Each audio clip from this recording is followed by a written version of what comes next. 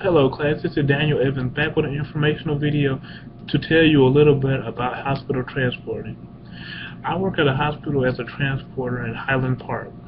I really like the job, transporter. If they got paid like $50,000 a year, I'll probably keep the job. But I like going to school, I want to make a little bit more money.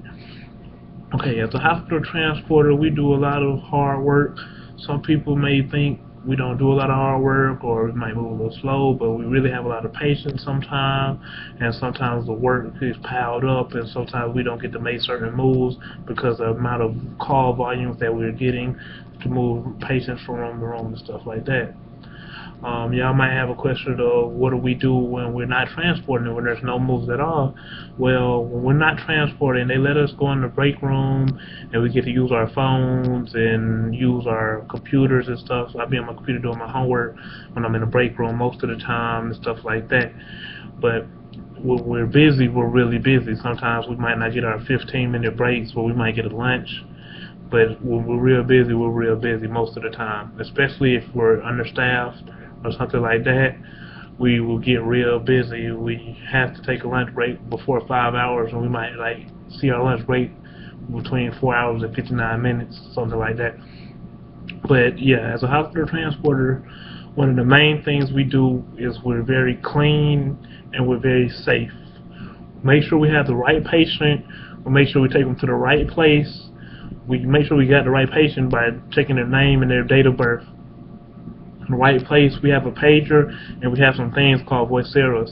Voiceros are like little things that we put on our shoulder. They're like phones, but they're like some more Siri. You could talk to them, locate people, ask them where certain people are at, and certain stuff like that. Okay, the first thing I do when I get to work, I put on my uniform. They give us a uniform. Fortunately, at the hospital I work at, they provide us with uniform. They wash them for us, clean uniforms every day. So the first thing I end up doing, I put on my uniform. I call in the dispatcher, tell them I'm here for a voicera.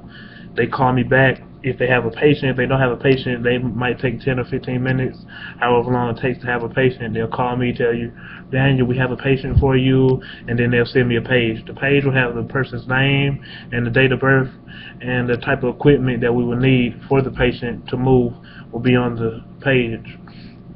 It'll say wheelchair or car, and it'll say the name, date of birth, and where the patient's at and where the patient's going. Okay, that's real simple when it comes to that. Okay, we go upstairs, and then we sign in to the secretary. We get the patient's chart. We look at the chart. We have to make sure the chart and the page we got are exactly the same. If anything's different, we have to call the dispatcher back and tell them that if something's going on, we have a problem here. You know, we want to make sure everything's more efficient and everything's get done on time.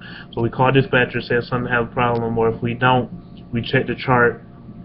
Make sure the patient needs oxygen. If the patient needs oxygen, we go to the oxygen counter, we get the oxygen, and make sure it's enough oxygen in there. If a patient only needs like 2 liters, half a tank will be good for the patient, especially if he's just going to x-ray, you know, 2 liters will be good. But if he's going somewhere else, 2 liters might not be good. So we have to check the oxygen to make sure the patient has enough oxygen to go through with the procedure. If we send them with not enough oxygen, we can get in trouble, and the nurses can get in trouble too, and the patient would not like that either. Another thing we have to do is we go to the room. We have to wait for the nurse, of course, to get in there because we're a liability. We don't want to do anything without the nurse in there. The patient might say something or do something crazy. We know we don't want to deal with that. So we wait for the nurse. The nurse comes in. We check the patient's armband to make sure we have the right patient again. We ask them to verify the name and the date of birth for us to make sure 100% that we have the right patient and we're taking them to the right place. So we ask them that, then we put them on the cart. If we have a roll board, if the patient's too heavy, because the hospitals now, they're trying to protect our backs. They're looking out for the transporters. They're buying lifting equipment, all types of good stuff they do to help the transporter out nowadays. So we do that, and then we call dispatcher back when we're leaving, and we tell them that we're 17. 17 means moving. After we get to the spot where we need to go, we call them back and tell them we're 24, and then they'll send us another patient or something like that. But if they need some more lobbies in the wheelchair, we also do that. They call us, say, hey Daniel, we need some more wheelchairs in the lobby. can you get us some wheelchairs? And we're walking around the hospital looking for wheelchairs, and I'll find them a wheelchair, and I'll bring it to the lobby for them. Or they might call me and say, we have too many carts in a certain hallway, or we need you to pick up some carts, we need you to do some stuff like that. Simple stuff like that. We are transporters, we like doing it, and I really do enjoy my job. So yeah, that's the informational video. I'm telling you a little bit about my job, and I really like it. Yeah, thank you.